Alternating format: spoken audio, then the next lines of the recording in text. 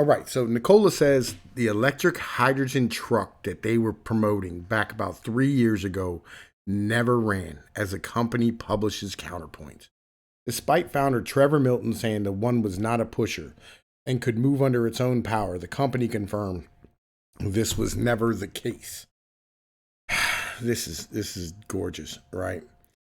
The college drama spilled on the Monday as the startup refuted the accusations in last week's bombshell report from financial researcher Hindenburg Research that the company and its founder, Trevor Milton, lied to work their way into big name deals in the process. NIKOLA admits its first semi never ran under its own powers. It's carefully maneuvered around accusations. NIKOLA got very granular in its rebuttal, saying the company never said that the one moved under its own power or via a powertrain at all. And then the startup pointed out it simply showed the fuel cell semi-truck prototype in motion in a 2017 video, but nowhere did the company take the opportunity to clarify what powered the vehicle. That may be true, but there's no denying this was at a minimum a deceptive tactic to underscore suggestions the film had a totally working prototype and fuel cell powertrain on its hands. All right, there's a video right here about the actual shit, the original video. So check this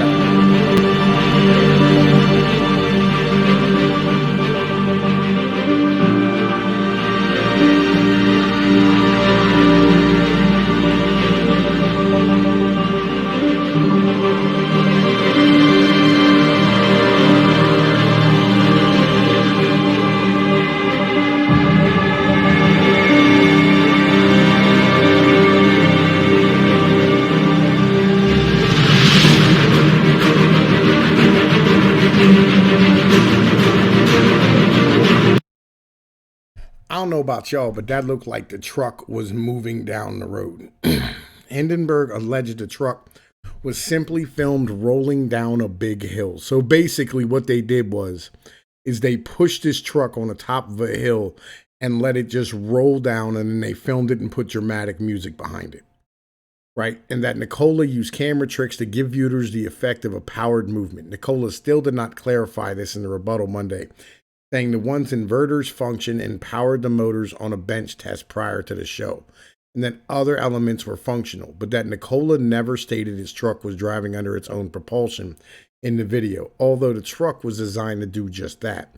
You can watch the video in question above. We already did. NIKOLA dismissed the video of the one as irrelevant, since the video is 3 years old and NIKOLA later abandoned development on the truck. Anyway, it's a careful admission on NIKOLA's part, but an admission nonetheless. Now, I remember NIKOLA standing here saying, like, oh, man, you can do 80 miles up a hill or 80 miles an hour up a hill. It's going to have, like 1,100 horsepower. Like, there was all these crazy statements about this truck. And here's the thing, though. They was standing here, like legit taking orders for this fucking truck.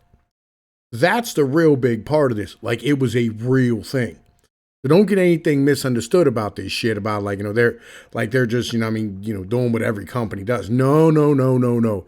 They were legit standing here saying that these individuals were fucking like making a goddamn truck. A large portion of the Hindenburg report accuses Milton and the company of greatly overstating its technology and development process. The startup supposedly had fuel cell and battery technology installed and ready on the one semi, which NIKOLA now calls an incredibly successful proof of concept. I mean, like, if the truck never went under its own power, that's not an incredibly successful proof of concept. I want to be real with you. NIKOLA repeatedly refers to Hindenburg as a short seller in his statement. Hindenburg did disclose that it may profit if NIKOLA's stock performs poorly. Like, legit. That's not, a bad thing when it really comes down to it.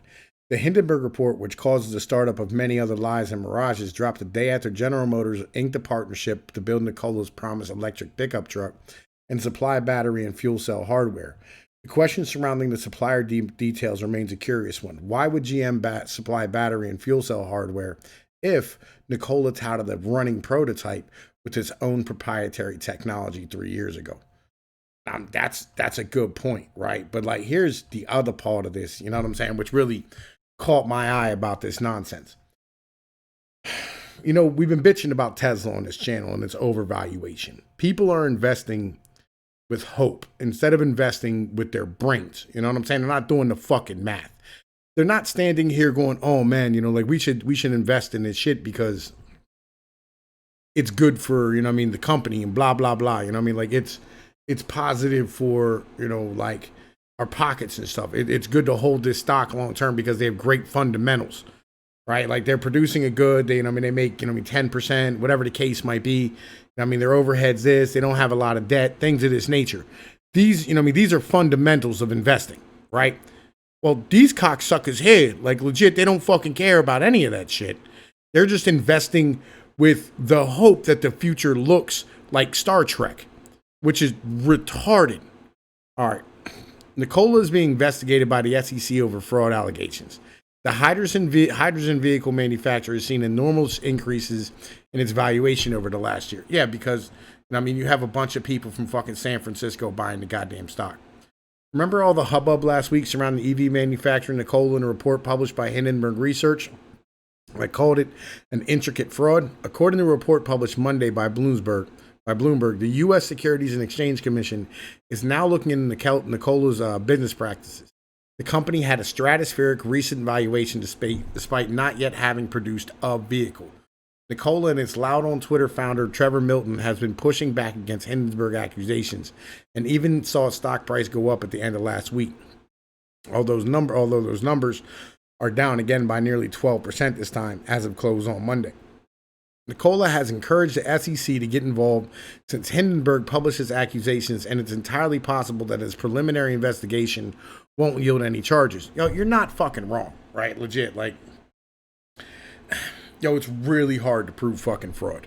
You know what I mean? Like, even if you're selling snake oil, people are buying it. They're the idiots who are buying snake oil. You know what I mean?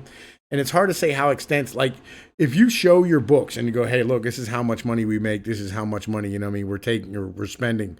And people are still investing in you, even though you're not making any money at all. It's your fault. It's your fault. Like, you shouldn't invest in a company that's not making money.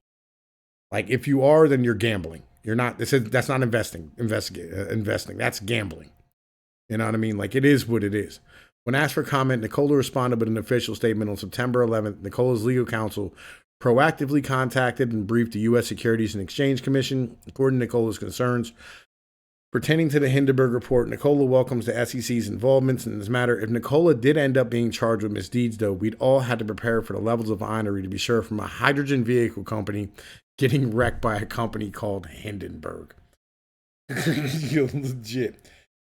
And that truck's actually made in Lordstown, Ohio.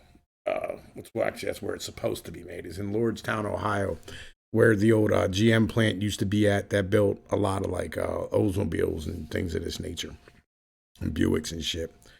And they closed it down a while back, like 2 years ago or last year or something along these type of lines.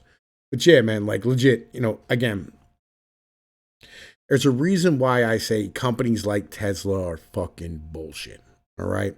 And there's a reason why I say that companies, that are out here offering electric vehicles and all this automated fucking, shit for drivers is garbage, right? Because those are big pipe dreams. Automation is going to be small. It's going to be like, phones and security guards and paperwork, paper pushers. These are the people who are going to get automated first because it's easy to automate that shit. It's going to be menial work. Right? They're automating forklift drivers, though they're having a hard time with that because the fucking forklifts move so slow, so the productivity is so low. But then again, you don't have to pay a worker at all. But then again, you do have to pay the $150,000, $200,000 per machine. So, technically that's like 3 years' salary for the average worker. So that's a lot of investment. And then on top of that, the upkeep of the GPS and all the bullshit that goes with it. Anyway, look, Tom Pease with Pnoid News. Remember, invest. Don't gamble. Peace be like one. Later.